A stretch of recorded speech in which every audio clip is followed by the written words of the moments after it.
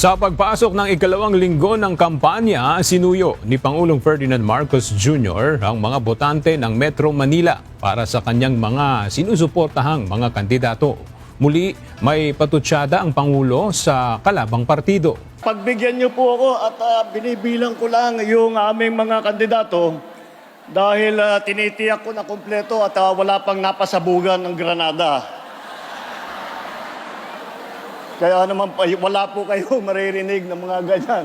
Yan na po ang kaibahan ng alyansa sa lahat ng mga ibang tumatakbo dito sa halalan na ito. Wala po kayong maririnig na masasamang salita. Wala po kayong maririnig na panakot. Wala po kayong maririnig ng pagmumura.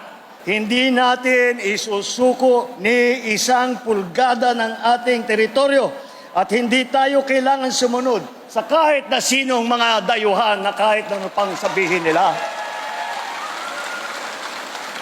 Tayo po ay may ganap na karapatan at dapat makinabang sa yaman ng ating sariling bayan.